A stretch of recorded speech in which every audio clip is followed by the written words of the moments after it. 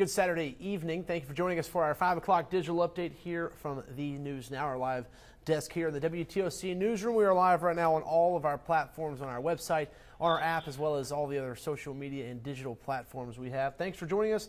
We are going to go through some of today's top stories and then take questions at the very end, as well as kind of highlight what we're working on for our later newscast tonight.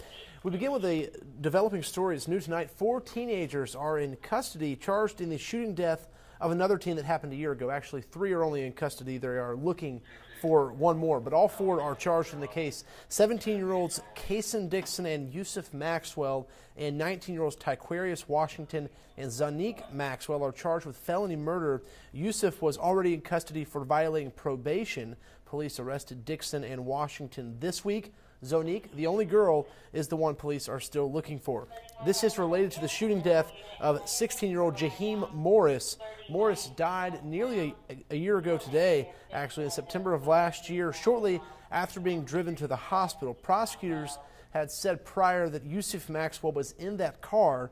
They said being in that car with guns is part of how he violated probation, resulting in those original charges that had him in the Regional Youth Detention Center, which is the video you're looking at right here. They have not named the other 3 people who were in that Camry with Morris when he showed up at the hospital. Once again, though, all 4 are charged with felony murder. This is still a ongoing investigation, so they could still be looking for more people. As always, if you know anything about Zonique, you are asked to call police or Crime Stoppers, and you could qualify for a cash reward. Another update for you tonight involving the death of a former Georgia Southern football star.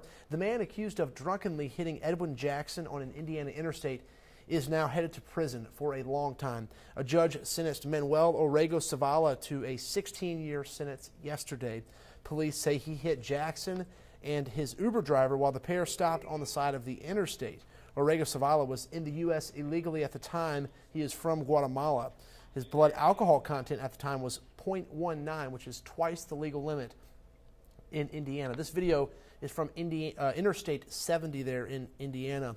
Jackson played for the Indianapolis Colts. This crash happened back in February. To a little bit of a good news story. This is a little bit better news for you. The color teal filled the Lake Mirror track today for a great cause. The Teal Walk began 5 years ago when one woman decided to take action and spread awareness. Mandy Irvin started this walk after her Aunt Stacy was diagnosed with ovarian cancer.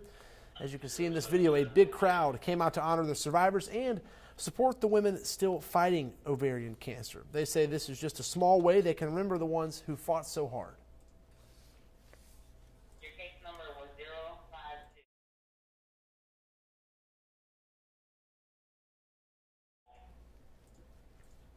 052.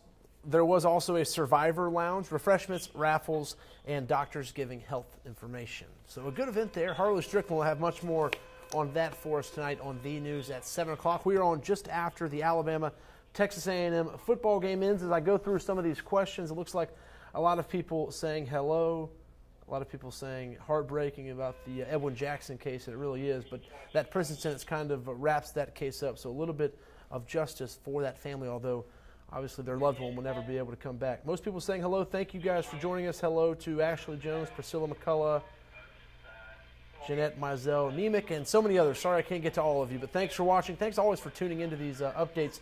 Don't forget we have a weather update tonight at 8 o'clock. Andrew Gordon will do that on all the same platforms you're watching us right now. That will be right after The News at 7 o'clock ends. Once again, we are on just as soon as that football game ends, and we will go until 8 o'clock. So hope you see us there. Don't forget you can always join us online at WTOC.com, as well as downloading our apps and following us on social media. Until 7 o'clock, you guys have a great night.